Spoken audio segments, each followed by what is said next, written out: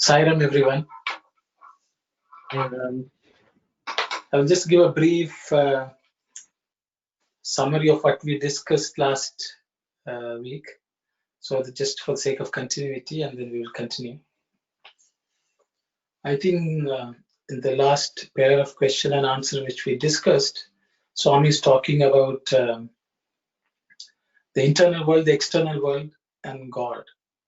I think we discussed about how do we connect with God.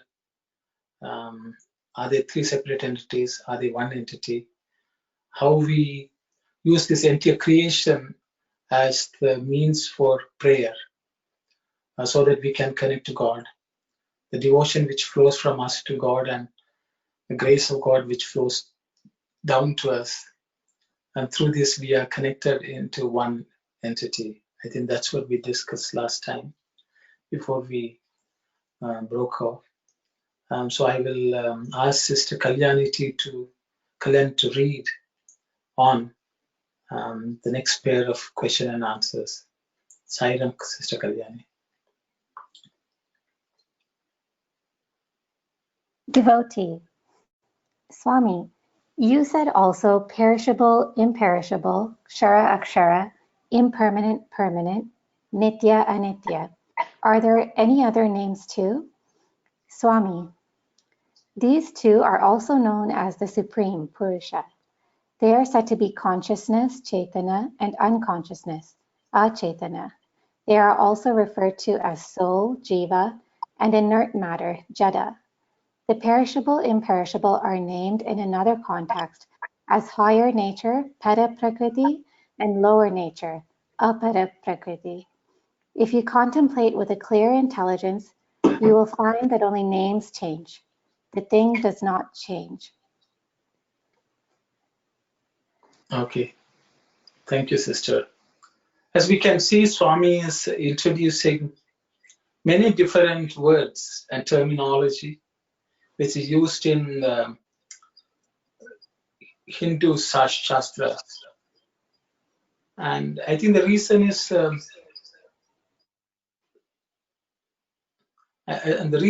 that because we may come across some of these words, and I think Swami wants us to be familiar with them, but each of them means something different.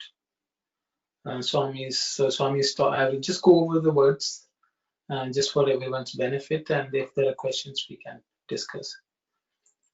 Swami says these two are known as Supreme Purusha or the Purusha.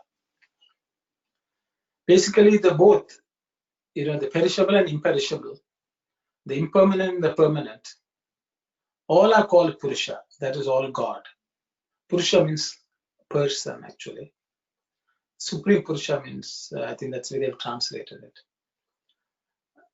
They are said to be consciousness and unconsciousness. I think that's the word. Chaitana is the thing which makes anything alive. So when we die, the Chaitana Sakti, the thing which energizes the body has left, but the body which is inert remains as a corpse. So anything in this world is has this thing which is not inert and thing which is energizes the life force itself. So those two also exist. They are also called Jiva and Jada. Jiva is the soul which embodies the body and the matter which remains. So this actually applies to even plants, trees, animals, and so on. The perishable and the imperishable. So perishable is anything which is made up of these 5 elements in this world can decay and degenerate. That's perishable. The imperishable is the Atman or the Chaitana Sakti or the consciousness which is supposed to relieve the body is actually is present in the world, and it does not decay or go through any degeneration. That's what Swami is talking about. Then Paraprakriti, that is also called the Paraprakriti, higher nature. And the lower nature, Apara Prakriti, means whatever we see in this what we call the nature is Apara Prakriti, which is continuously changing. So these are some of the words Swami is giving. As Swami has said, these names are different, but what they indicate is the same.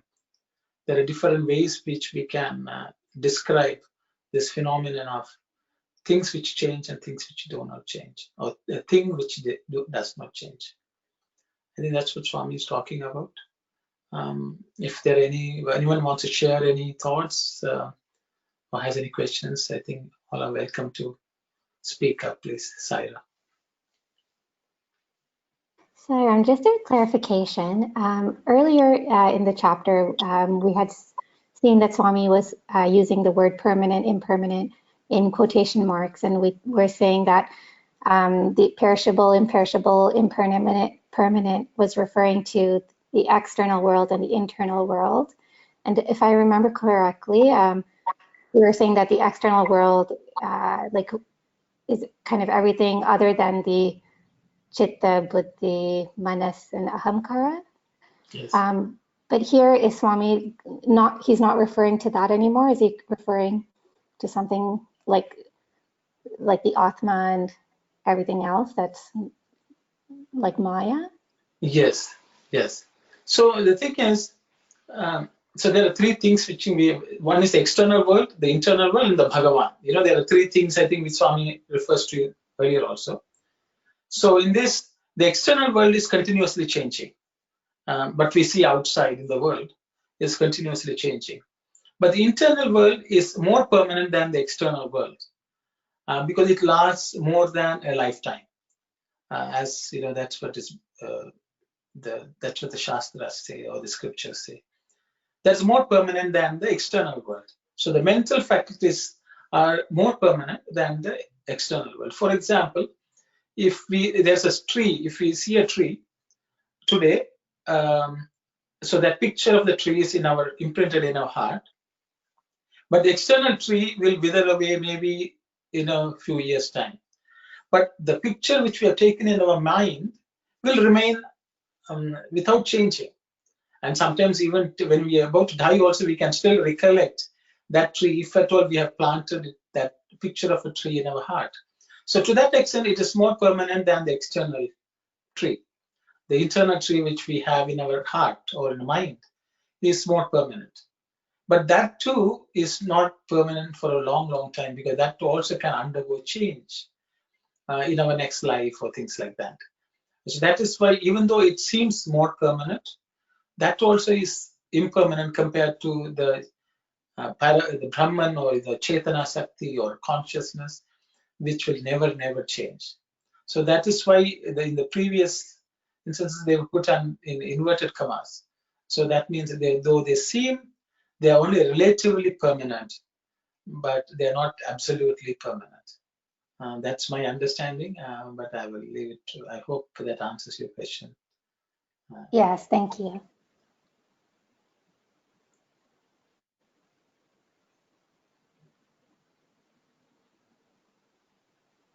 So if there are no questions or no one wants to say anything, I think we can move on. Because some of these concepts will be discussed at other locations also. So we can always discuss them further if there's the need.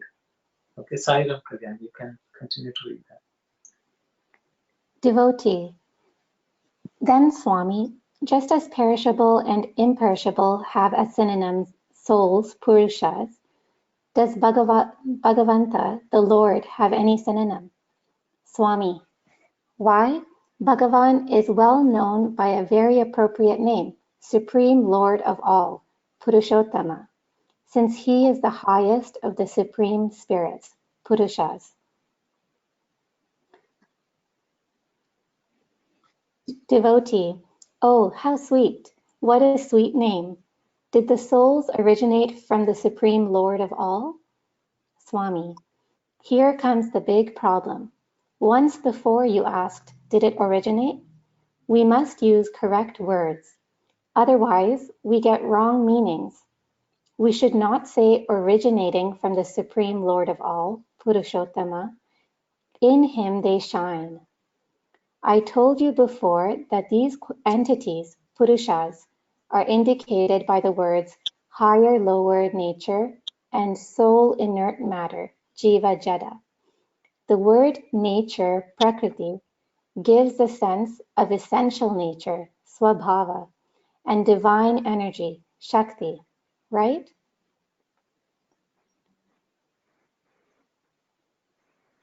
Devotee, it does. I understand that the Supreme Lord of all is one, and his nature, Prakriti, is the second. Okay. Swami, no, you are mistaken. Think again. Is there any difference between a thing and its nature? Is it possible to separate and see the nature apart from the thing? Still, you said two. Read the next sentence also, and then we can stop again. Devotee, it's a mistake, Swami. It's wrong. No one can separate them. The two are one. Okay, thank you. So, so as we can see, Swami is introducing a few concepts for us to think about. We'll go back. I think for the sake of completeness of a particular concept, I thought we can read up to this point. I will just say a few words, and then others can please join and say what you have to. So, the thing is, Swami is calling both these, Jata and Chetana as Purusha, as you can see. He used one word Purusha to denote both. Okay, and then he says the Supreme Lord is Purushottama. So the thing is, in the created world, there are always two aspects which we can see. Two aspects, not two things. Two aspects which we can see. One is the Purusha and the Prakriti, Jada and Chetana, and things like Jiva and so on. Whereas all of them are called Purusha, because both of them are Purusha. But then Purusha Uttama is Swami calls Supreme Lord of all, which does not have two sides to it. Then the question, the devotee is asking the question, does it mean that then these things in this world originated from him? And then Swami corrects it and says, don't say it's originated, because once we use the word originate, that means it stands apart, separate from the source. And so that's why Swami said that is not a good way of describing it. He says it just shine in it, because even the created world actually is part of the world, God. It is just, it shines, or it takes that form, that's all. But it is still part of God. That's why it did not originate. It is part of him, or part of her, if you want to be politically correct, I guess. So that's why Swami says, always know that everything exists in God, and it does not, it's not gets created or originate out of him into something else. It is not the case. And I think that's what Swami is talking. Then he talked about, then the devotee says, he says the Purusha is one and the Prakriti is the second. Then Swami corrects him and says, no, they are not two, because they are one. Swami always gives the example of if it is sugar, is the sugar different from sweet, or sweet different from sugar? If it's sugar, it has to be sweet. So it is a different aspect of it, but it's the same thing. And how we view it or perceive it is what makes it different, introduces new concepts, but they are all the same. That's what Swami has always said. So with that, I think I will stop here and open it up for anyone else to add or say. Sairam, everyone.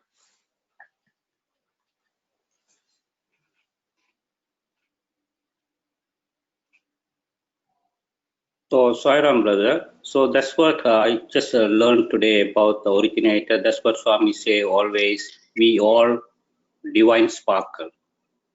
So that Jivatma and Paramatma, Swami says same, because you can. Swami used to say one story about the parrot sitting on a tree. That one parrot is eating the fruit, other one is watching what he's doing. Everything is collected. So Jivatma and Paramatma, even though both parrots are separate, but both are same. So Jivatma and Paramatma is same. Thank you, brother. Sai Ram, brother, Sai Ram.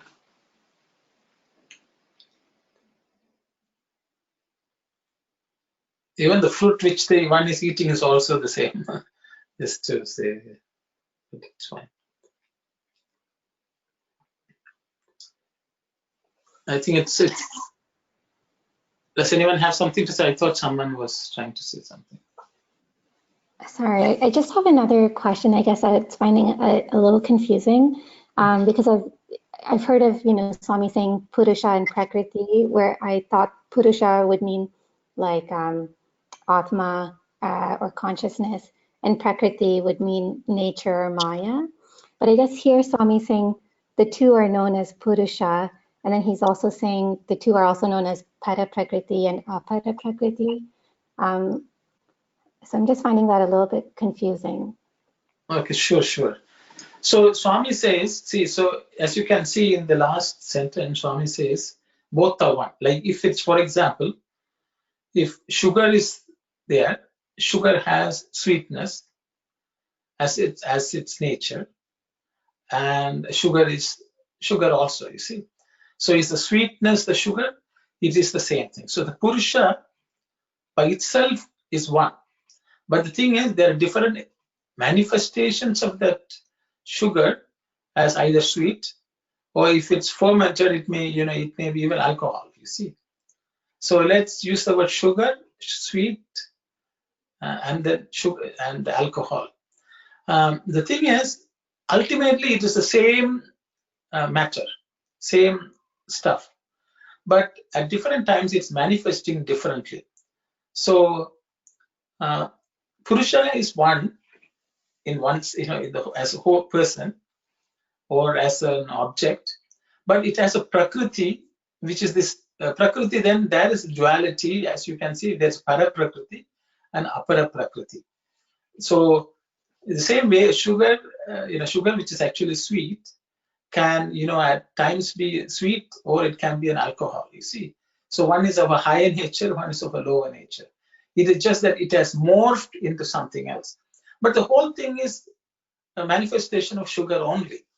So that is the sense. So that's what Swami says, Prakriti, which is the nature, is actually of the Purusha. But the thing with the nature is, because it's a nature, it has certain duality associated with it. So that is why it can be of a higher or lower nature. So the same way in this world, if God is all this, the Jada, which is inert material, is also God. It's a manifestation of God.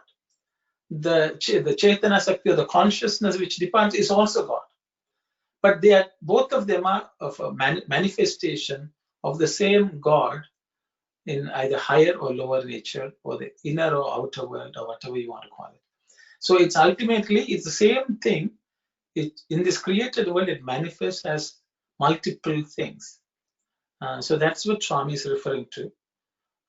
So the Purushottama state is where none of this exists, none of the separation even exists.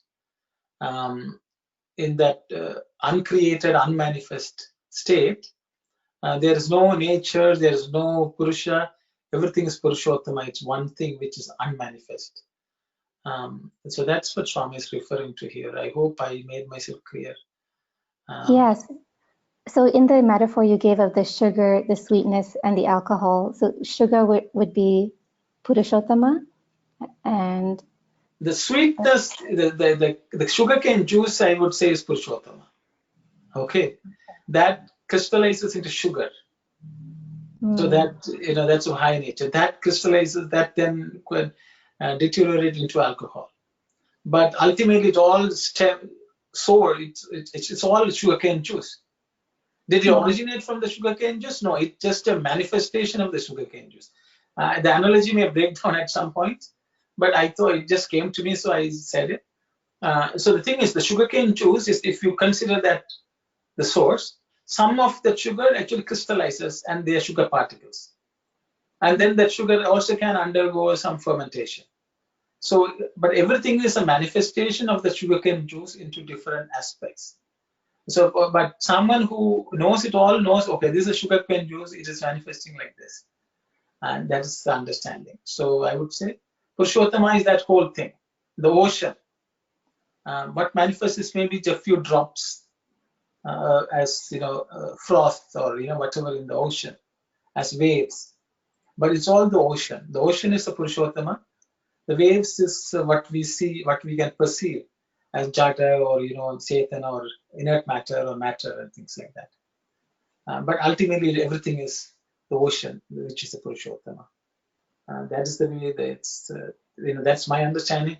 If others would like to add, please, I would suggest others speak up. Thank you. Sairam, I have a question on this one. Maybe part of the question is just explained, but still I want to have a little bit of clear on this one. The two are one theory or philosophy. In this two are one theory, either the higher nature or the lower nature, both are considered to be the same level or the same respect, or it would be considered to be the same.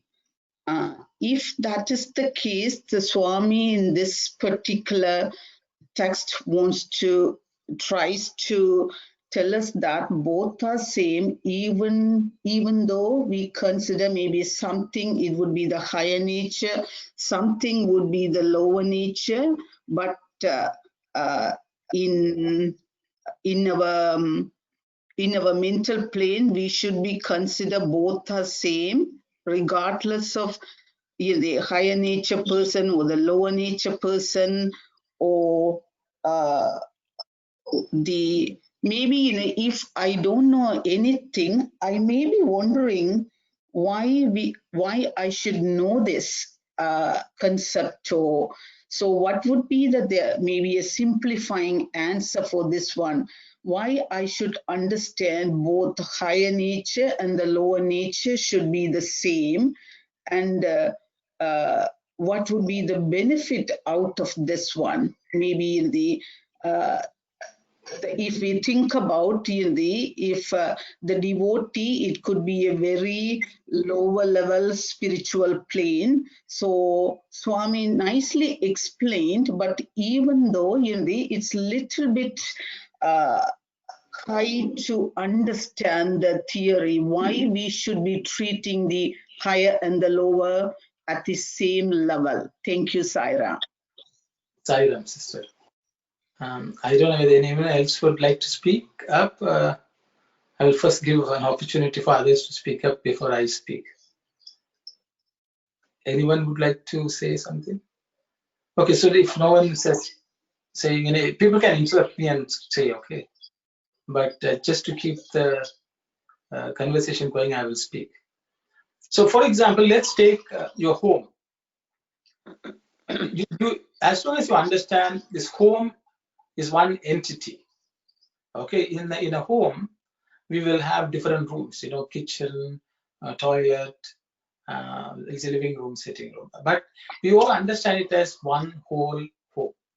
So we will take care of the home with that understanding that all the spaces in this home is actually my home. Even though you may deal with different parts of your home differently for different purposes. And you also understand that certain things have to be taken care in a different manner. So the advantage of knowing that all this belongs to me and this entire home is my home makes us, our living space, the place where we live, a proper place, and we will be able to maintain it in that manner. Because there are things which belong to the toilet, we keep them in the toilet, and we keep the toilet as clean as possible. With the kitchen, we keep things, that's just practical daily living. But the thing is the fact that if we know that this entire home is my home, we will keep all the parts of that home appropriately and use them appropriately with the full understanding that this is my home. We will not even neglect. We will not say, oh, this toilet is, it doesn't belong to me, and we will not neglect the toilet, knowing very well the toilet also has to be kept in the best way possible as it pertains to a toilet. The kitchen has to be kept in good condition because it's my home and it has to be used for a particular purpose. So the fact that knowing that this entire thing is my home is a very helpful concept. If people who don't respect the space in which they live properly, if you go to their room, that can be very messy too. So knowing well that this entire space is God's. Everyone who is created is also God's.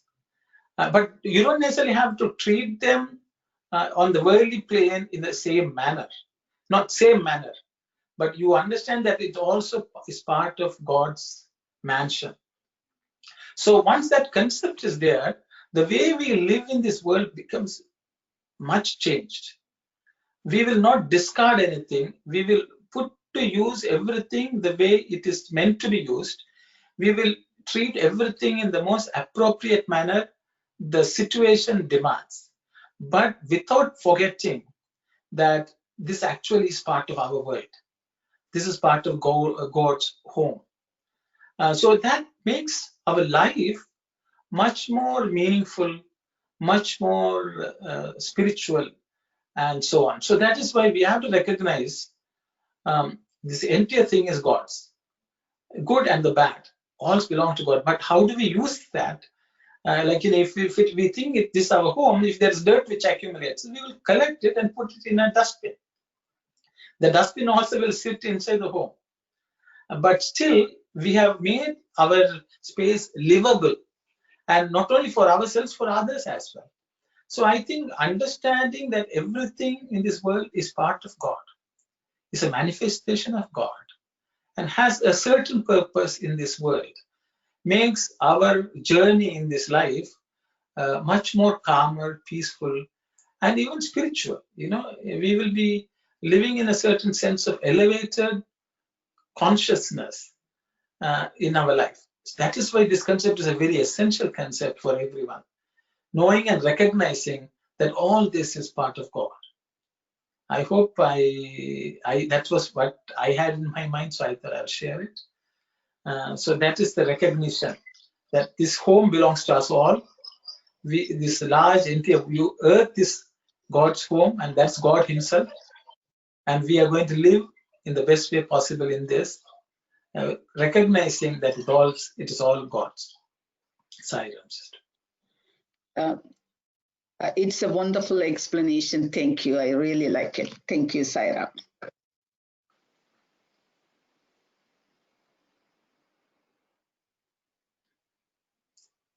I think if there is nothing, Saira. I'd like to add what Brother Aruno has said. Just thought that two things. That one is this understanding, as Aruno has said, is very helpful for our to make meaning to our life and to live smooth in a peaceful, smooth way. But this this understanding has to be, as he said, it has to be within us. We must have a clear understanding and conviction also about this. And now it's a philosophy, and Swami, and since Swami has said, we don't have any reason to doubt it. But then even on a philosophical level, when you think, no, this without a creator, this manifestation, this without a creator, it's any thinking person can understand that without a God or creator, all this can't come on its own. But at the same time, there cannot be a second thing without the creator. Say something like a raw material. It's some philosophy says it's also, I think, to just in a common sense way, when you think how can that be? It's only God can exist. Only one thing, that Brahma, whatever it exists. So as Swami is saying, so it can be the only truth, and that's what this philosophy and Swami, since Swami also says this, we can have full conviction. Thank you, Sairam. Sairam, brother, Sairam. So, Sairam brother, it's a good explanation about the home. So the homes, that means we have to keep it very clean and less attachment of the things and everything. So if we don't, and lots of love inside the house, then if we don't have those kind of attributes, it's home changes to house. So home and house same, but how you keep in the home. Thank you, brother Sairam. Sairam, brother, very nice, very nice.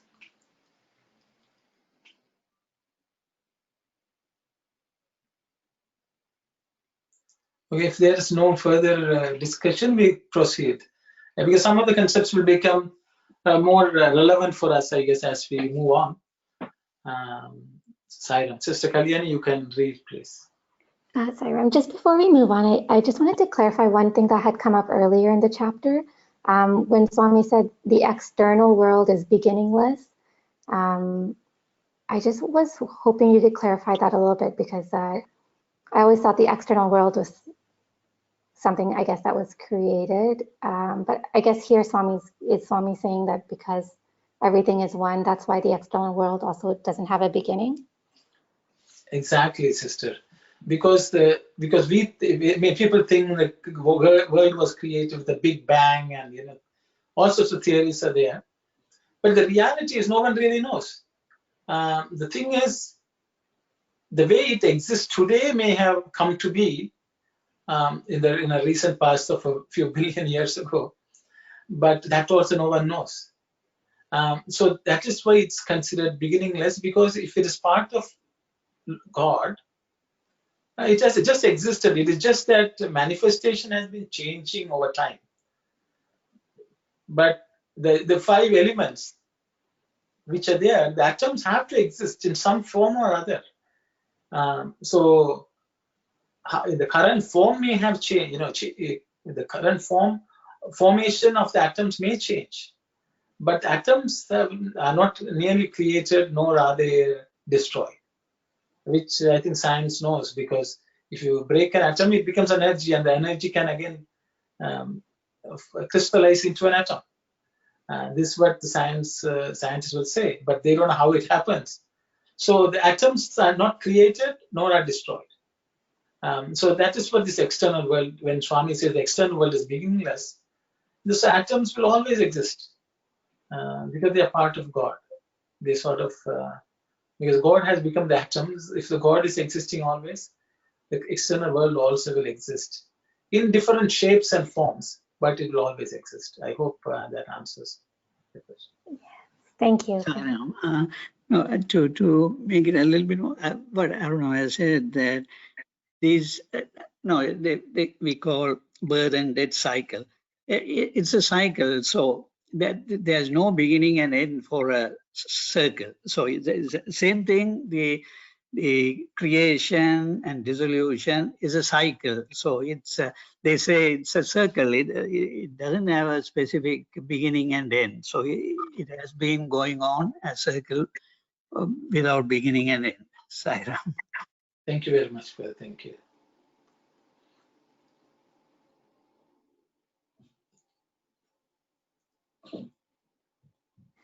Swami, in current speech, we say that sugar is sweet, the sun gives light, it is hot, etc. Sweetness is in sugar, light is in the sun. They are not separate, they are one. Sweetness cannot be known unless sugar is placed on the tongue. Without seeing the sun, light and heat cannot be known. Thus, Bhagavan has two characteristics. When we speak of them as two, they are referred to as Purusha and nature, Prakriti, but they are really one.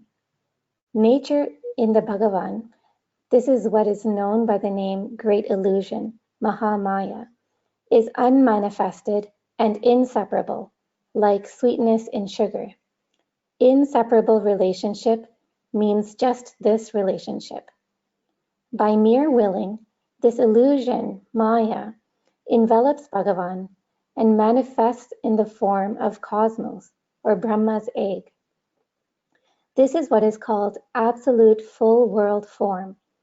It is this absolute that expresses itself as creation, Jagat, through the power of ignorance, avidya, according to the divine will.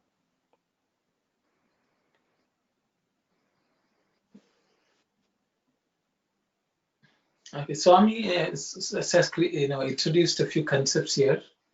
The English translation does not necessarily do justice to the words themselves. But I think whatever we have discussed, Swami is basically saying that, how God sort of manifests as this manifold world, and the different things which we look at and experience are actually they don't exist separate. Swami has said the sweetness is not separate from the sugar, but to taste it, the sweetness, we have to put it on our tongue. But it exists whether we put it on the tongue or not. The sugar is sweet. So that's what Swami is saying. So what we think is nature, because our mind can only comprehend things by breaking them separately. So that is why, which is what is called avidya. Avidya is not, ignorance is a very not a good term. Avidya is a morphed understanding of a particular thing, or an understanding which is incomplete, I would say, is avidya. Because you are perceiving something as something because of certain limitations in our perception or ability to know. So avidya is actually, there's vidya, there's knowledge, but it's not complete, or it can be a bit distorted based on our ability to perceive. So that is why we are seeing this as this creation and so on. So the whole idea is Swami telling us this is to improve that vision of ours into something which is a bit more complete. That's the whole idea. So, but this is called, that Swami is using the word Mahamaya, which is actually, Swami doesn't like the translation illusion. He says Maya is the right word, because there's no English translation, is what it says. I think there's one. I have a discourse where Swami has told Mr. Anil Kumar, don't translate it as illusion, just say Maya. Because Maya is that which does not exist. That's what it means. So it's a perception, an imagination, which is superimposed on something which we are observing. That's what Swami says. So it's all God in different forms. And just as once we understand it, the way we experience it will be different. I think those are my thoughts. I will open it up for anyone to comment or share or ask any questions and so on. Saira. Sairam, brother. Here, the great illusion is manifested means that is our thinking. I just wanted to know, what is the great illusion is unmanifested mean and inseparable? So the thing is, in the case of illusion, it is only a perception. For example, if you look at a rope and you imagine it's a snake, has the snake manifested? No, it has not manifested. It gives you an impression of a snake, but the snake has suddenly not come out of the rope. So that is why the illusion doesn't come out of that. It exists in our perception of that. So that is why it's called unmanifest. So that means when something is not manifest, that is not even real. So that is what Swami is referring. But even though it's not real, it's inseparable from the rope. The rope you think is snake. The snake has not manifested, but the image of snake which you have perceived is actually based on the rope. Without the rope, that you will not even have that impression of a snake. But the imagination that it's a snake it's a perception. It doesn't exist. It's not manifested, but it is only the mental plane.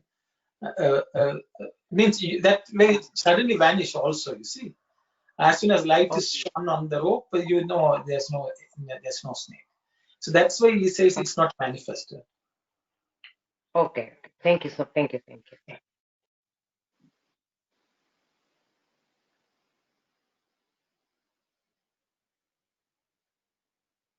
I think this Brahma's egg, this word which is actually it's Brahmanda. Anda is the word which is used, but I think the closest translation is the egg, so they are using it's an egg-shaped conception. But Anda is actually that from which everything manifests. It's not necessarily an egg from an a chicken's egg or something, or a bird's egg. So I thought I'll just mention that.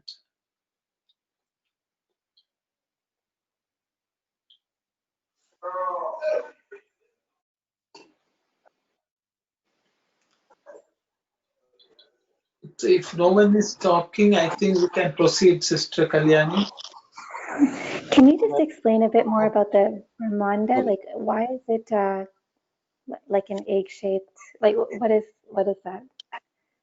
Okay, so the thing is, actually it's ellipsoid. This world, everything seems to be in an ellipsoid, which is a sort of an egg-shaped. Lingam is, that's where people manifest the actual symbolism of lingam itself is such that that's the way this universe seems to us, okay? And I think we can relate to an egg because from an egg, something is born. Something which was within the egg suddenly manifests. So that is why an egg is also called anda. So this empty world is seen as of a particular shape, which is an ellipsoid shape, and the closest we can equate in this world is an egg. And I think that's what the many rishis pictured as a lingam. So they said, okay, maybe the god is of that shape. And so that is how that word was added. But it also means from that which everything originates. That's also called an egg. So that is the way Brahma means that which is continuously expanding. So if you ask today's astrophysicist, they will say the Earth is continuously expanding, and they think one day is going to shrink. They say all the stars are moving away from each other. So this was a phenomenon which was seen and observed by rishis long time ago. That's why the word Brahman is given, which is continuously seems to be expanding. And I think that's why Swami uses the word expansion is love. That is, we should expand to include everyone in this world. That is an aspect of divinity. So Brahma is actually an egg which is continuously expanding and spreading. That is the way the rishis perceived world. But they also realized that it's our own perception which is expanding, because that may have existed even before we even perceived it. As people say, many of the stars which we are seeing today are actually the light which was emitted from those stars millions of years ago. And we really don't know where those stars are today, because they may be much, much further than we can even imagine. So that's it. The concept of Brahmanda is an ever-expanding egg. That's what the Brahmanda exactly means. Or expands, an ever-expanding object which actually is capable of creating everything, is that Brahmanda. I hope I answered that question. Yes. Thank you so much. So, brother, the word, the manifestation has a lot of meaning on that one. You told us each word we had to go through very deep meaning on that one. So, a normal thing, we don't use the word manifestation. If we produce something, we don't do anything. So, only on the spiritual side, we use the word manifestation. Can you explain on that one? Thank you. Okay, sure. So, because unmanifest itself is not a good word. The word which Swami uses is called avyakta. Okay, vyakta means, like, vyakti means an individual. Okay, so vyakta means that which becomes separated and that seems to stand apart. Okay, avyakta means that which does not stand apart. So, for example, let's take a family. In a family, each person may think that that person is separate. But for an outsider, he will say that family, they may put all of us together and call us one. Okay. So then, that is why from Avyakti, you become what's called, Swami uses the word samashti. That means which encompasses everything. So it is only in our perception that we think we are separate from something else. For example, even if we take our body, I will say this is what I look at, like, you see. But actually, if we go to a cell, that cell also can be separated. Each organ also can be separated. Even if you go within a cell, you can say there are many bacteria which even human eye or even you can't, microscope also can't see. There can be many things which are even a microscope cannot see. You can go to an electron microscope or something like that. So what I'm saying is, though it is all within us, there you can even separate and look at it. So basically, when you say Vyakta, unmanifest is to dissect something and see it as two separate things, is actually that manifestation. So Avyakta means that actually is not separate. Something which is separate becomes an individual entity. So here, actually, so the Mahamaya cannot be removed from the Purusha. Because if you remove, then the Purusha doesn't exist. If you certain things, if you break, they cannot exist separately. So that's why Swami says unmanifest means it doesn't exist as a separate entity. That is the real word of Avyakta. But in English, I think people use the word manifest. It's a reasonably good translation, but it does not do full justice. I hope I made myself very clear enough, or don't confuse it too much. Thank you, brother. That's why. Because you should understand, in olden days, in India and all, they used to have joint, they used to have family. Okay, they used to call it family. And when the Westerners, when they said, oh, this is a joint family, they used to call it, because their concept of family was a nuclear family, husband, wife, and their children. Okay, in India, that concept didn't exist. It's all family. There can be brothers, sisters, all their children, grandchildren, all of them will be living in one home. So the Britishers couldn't fathom that. They said this is a large joint family. That's what we call it. But if you ask an Indian those days, they will say it's a family. That's all. What is separate about it? So it's, the families didn't separate themselves as separate entities or units. And so it is similar to that. How you want to view the world. You view it as separate things, or you can view it as one whole flux. That's what it is. Sahira. Brother, I have a question. Please, in this sentence, in this paragraph, there's a sentence by mere willing. What is that mere willing means? Okay. So Swami here is referring to Upanishadic terminology. Swami will often say Ekoham Bahushya. I am one, let me be many. Apparently that's how the creation took place. So basically, the Lord has the ability to manifest himself as many, and he has also the ability to collapse it all. Because that is what is called the will of God. Because it's choice. For example, you can pretend, for example, with it, okay. Anything which we do, we can pretend to be something else. For example, if to entertain some children, a father or anyone can take on different roles. Okay, why they have taken on different roles? Because they thought, okay, let me take on this role to entertain the child. And as long as the entertainment goes on, you may play that role. And when you think, okay, now I want to stop it, you will stop it, and you'll come back to your own self. So the choice of this creation is all in our will, in our ability to think. So that is why in the spiritual tradition, is that you are part of the divine. You have thought of yourself as many, and you have become many, and you are enjoying it, that drama. But you have the choice of going back to that original state also. So that is the whole process of merger, union, everything is, that's what it is. So Swami says, the reality is each of us, if we close our eyes, the universe which exists for us actually is gone. Okay, as I think somebody texted something, I separated myself from, I will just read out, somebody I think typed, I separated myself from myself to love myself. That's what Swami says.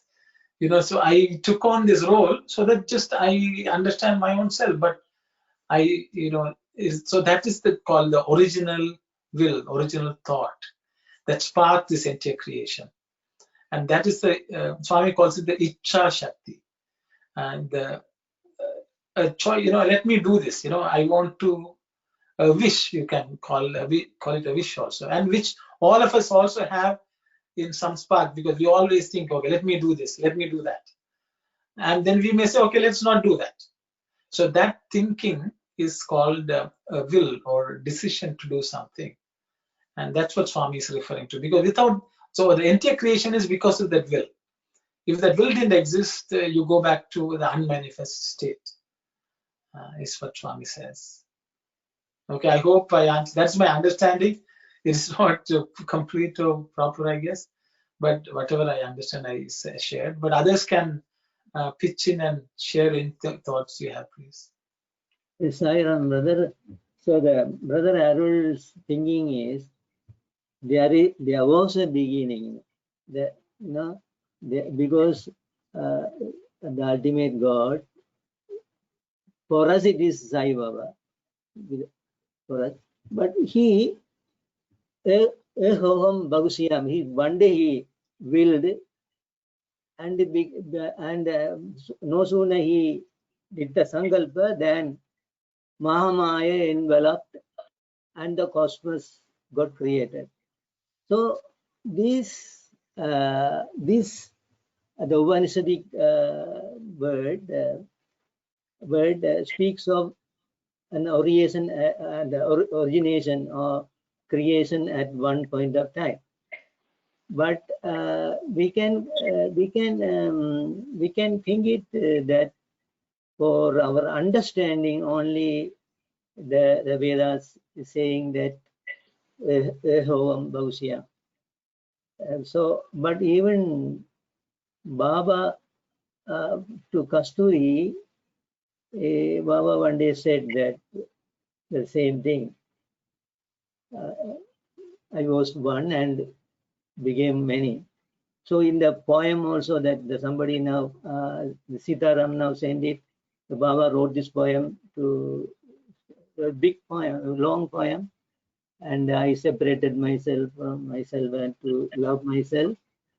So this is this song and this Upanishadic word, Ehom Bhausyam, everything helps us to understand something that even though this is beginningless, it gives some understanding.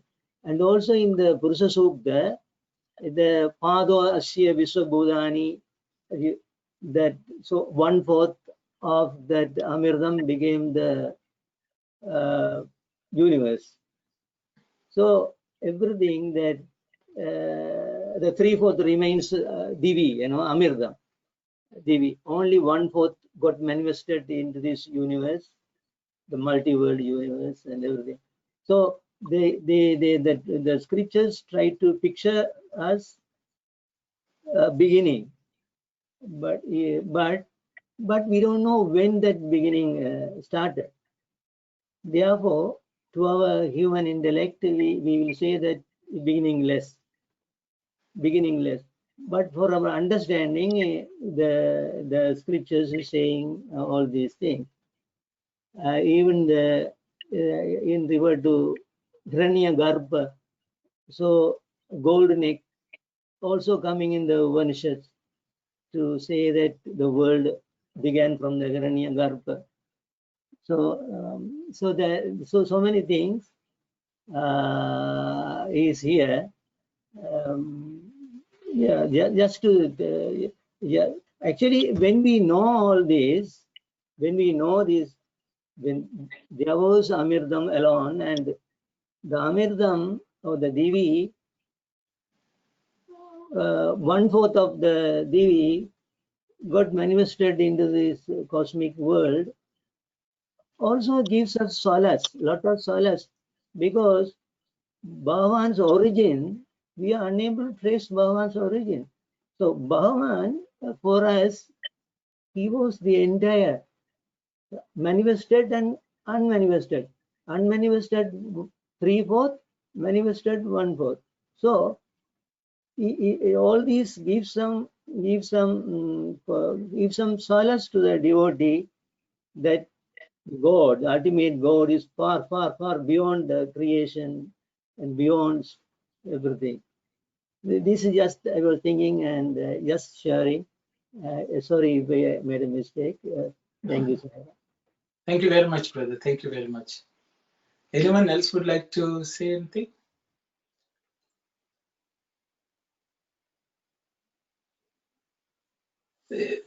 Because no one else is saying. So I was reminded of a talk for devotee when I was a student. This person is from actually Australia. He's a philosopher, a student of philosopher, and actually a professor of philosophy. Had done a lot of work on Advaita and so on. It's a Western white person. He had come to Parthi, and so every Thursday, actually, as students, we used to get somebody to come and speak for the first hour on every Thursday. We used to call it moral class. Sometimes Swami has come and spoken, but most times Swami will pick somebody and send them to speak to us.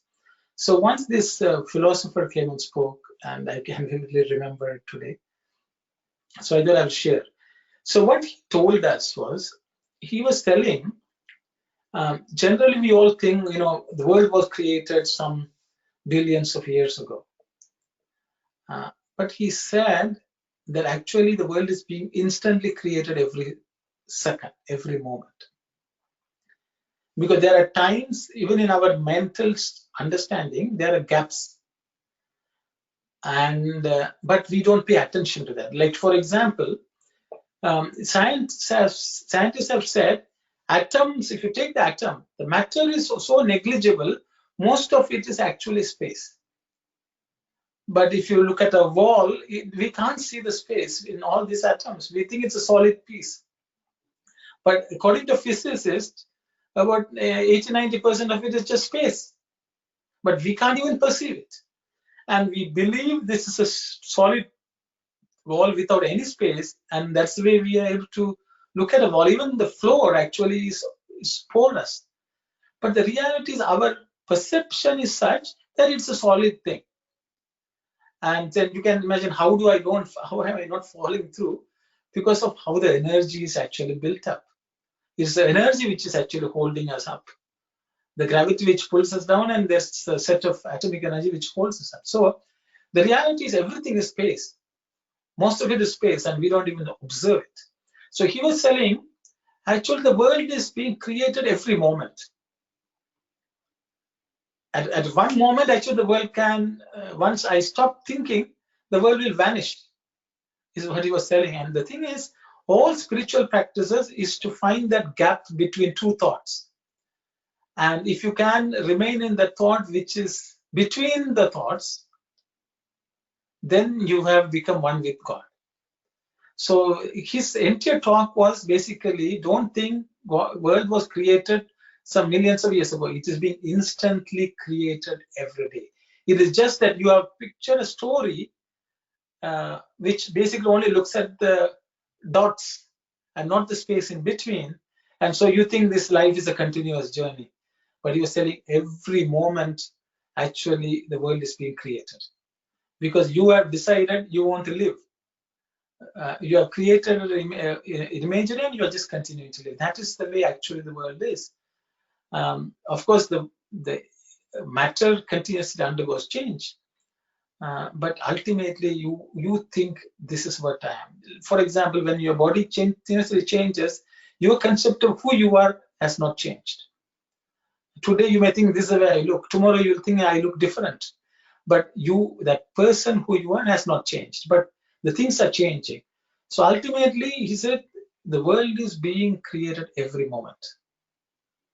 And the moment you think, I don't want to continue with this game, you become one with God. At least in your perception. Is what his talk was. I have not still experienced.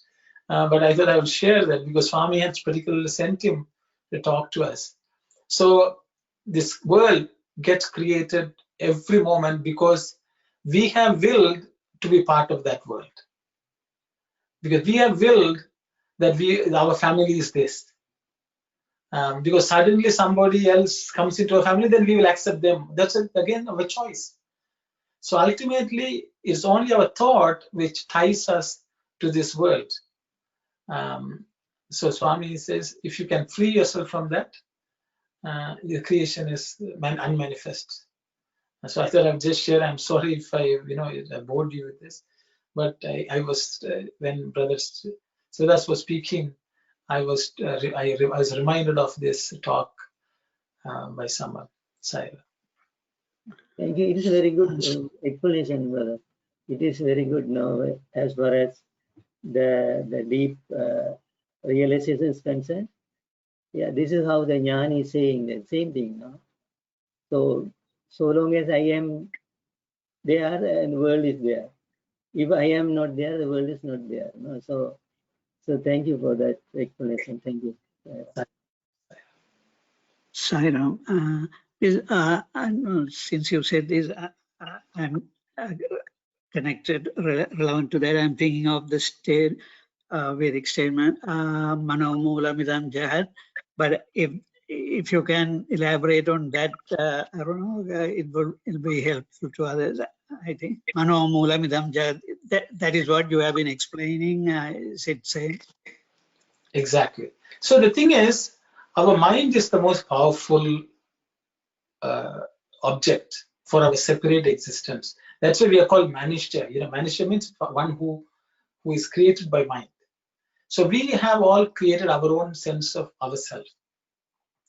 So this mind is the one which continuously creates something and creates a certain reality. So when I say Jagat, when we create the world, we are actually creating a reality with the things which are already available permanently. And we may fashion different things based on that. So Swami tells this excellent story about how this mind plays tricks. Apparently there was a rich person. He had gone somewhere, and while he was coming back, he saw his house on fire and he was devastated. He was so devastated, he thought, oh, my house is burning. Then somebody comes and tells, oh, Dad, don't worry, because we just our sale of this house went through, so actually now it belongs to somebody else. Then he was suddenly relieved. He thought, okay, no problem. It's burning, that's somebody else's. Then somebody comes back and says, so, you know that contract was not complete. So actually the sale really didn't go through. Title still belongs to you. So right away he feels very sad. My house is again burning. Then somebody comes and says, there's an insurance policy, so you don't have to worry. Then he says, okay, then it's fine, let it burn. Then somebody said there was something wrong with that insurance policy, one of the clauses which you have accepted. Because of that, you will not get the proceeds from the insurance. Then again, he is feeling sad. So what Swami is saying, all this experience, then he also uses the word, another person may be on the street and you may have seen that person so many times. You may not, it's an outsider, but then one day you get married to the same person, then that person takes on a completely different, position in your own mental landscape. So ultimately, it is our mind which creates these relationships in this world. And that is how this Jagat, which is coming and going, is all created. So once the rishis understand this mind is capable of all this wild imagination, then they say, okay, let's get a handle on this mind. And then train the mind to think in a manner in which it is at peace. Because the world and the phenomena will always exist. But how the mind pictures it as this world, this is mine, all that, and it wants to cling on to certain things. That is how we create our own reality. And that causes of pain and pleasure and so on. So if we can get a handle on this mind and the thinking, so generally all sadhana is supposed to work on trying to reduce the thoughts. The less thoughts you have, the more unperturbed one will be.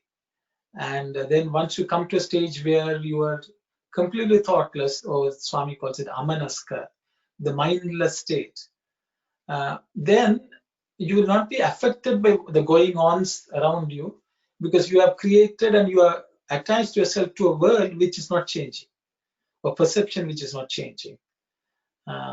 So that is the whole purpose.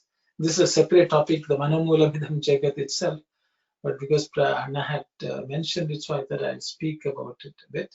So ultimately, if we go back and all sadhana and vicharana, who am I, that type of inquiry, is to unravel this web which the mind has created and calls it reality.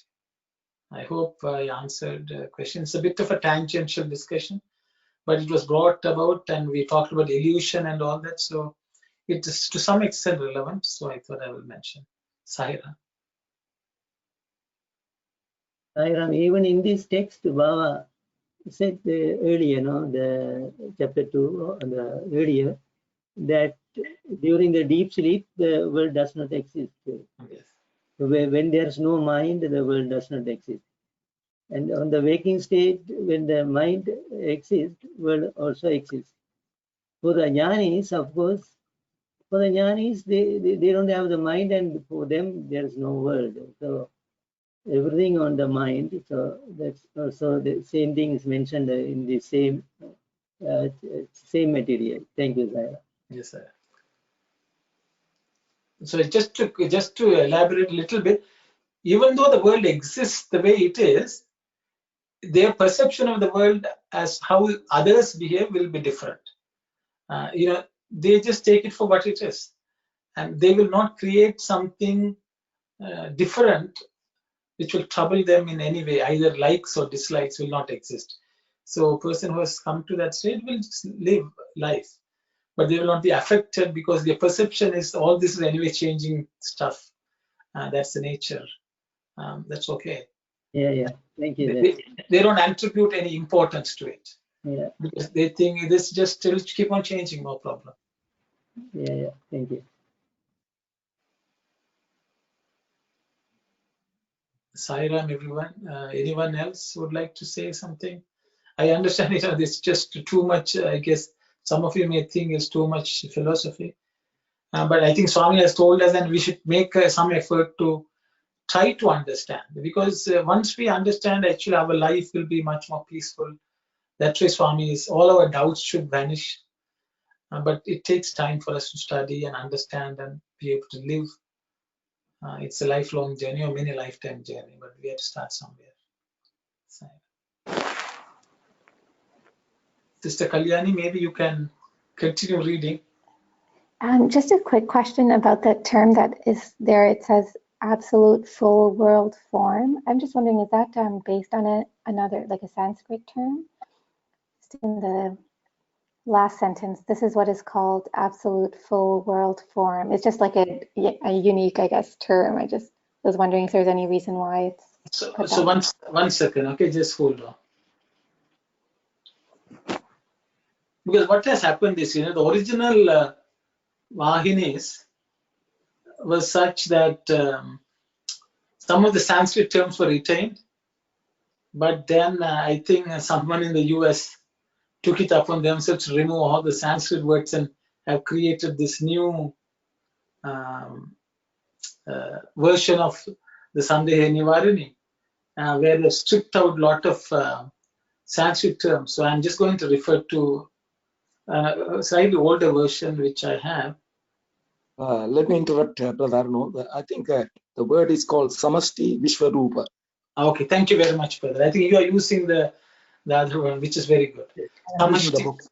So Samashti Yeah. Vishwarupa. I thought I already used the word Samashti, because Vyakti and Samashti, without my knowledge. And when unmanifest, that concept I was talking about individual and the conglomeration. So Samashti Vishwarupa. Samashti means all encompassing, not an individual. Okay, nothing separate. Samashti. Vishwa means this everything we see in this world. Vishwam or the Vishnu, one who is all pervading this entire world, is actually God. Samashti Vishwa Rupam. Rupam is form. Thank you very much, brother. I was looking for the same word. Thank you very much. It's good that you're using that version. So I hope, Kalyani, that answers your question. Samashti is this entire universe. Vishwam is, that's again universe. All encompassing world form. That's what this absolute full form is. Yes, thank you. And I guess just Swami saying inseparable relationship is the relationship between Bhagavan and Maya. Is that correct? Yes, the Bhagawan and Maya, exactly. The word actually which is used is avina bhava, means one cannot exist without the other. That's what it is. Okay, so Maya cannot exist without Bhagawan, and Bhagawan cannot exist without Maya, because that's his own vesture. Okay, it's one and the same. That's why Swami is using this inseparable.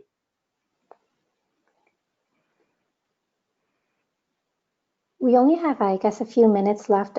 Should we still read on, or? Okay, so I don't know if anyone has something to discuss. Maybe I'll just see what else is there.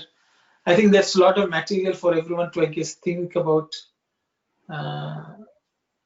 Then we can, I think, yeah, it's only 4 minutes left.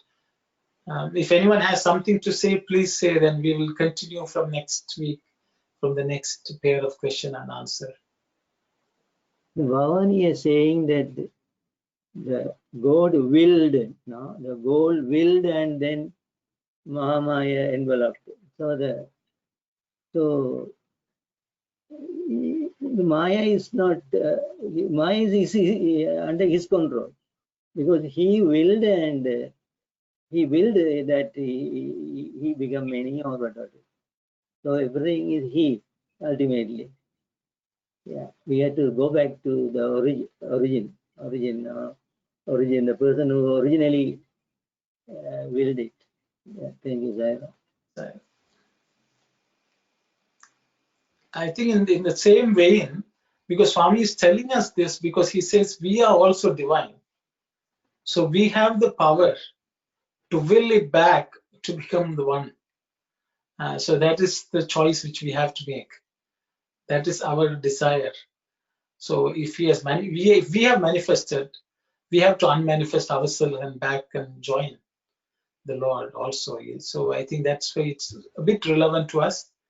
But that will also is the original will of God.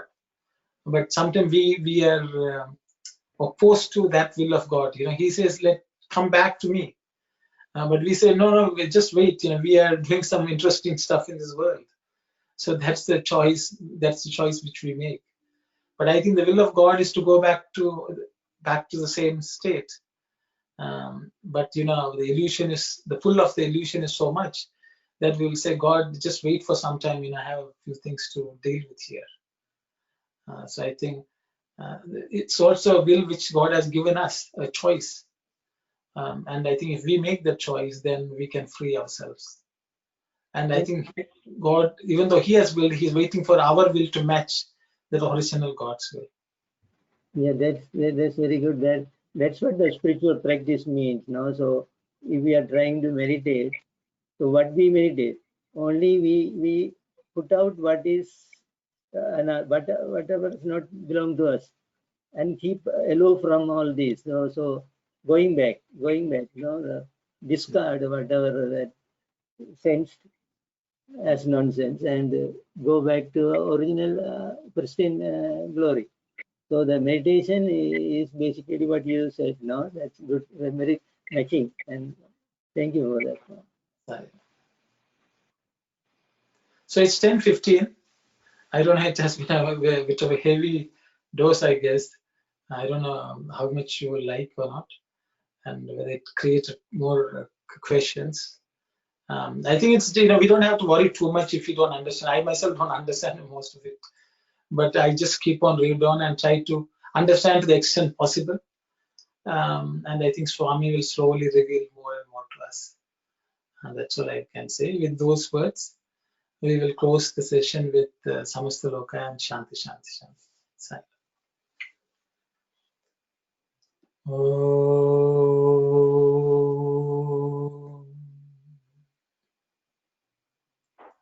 Samasta Loka Sukhino Bhavantu.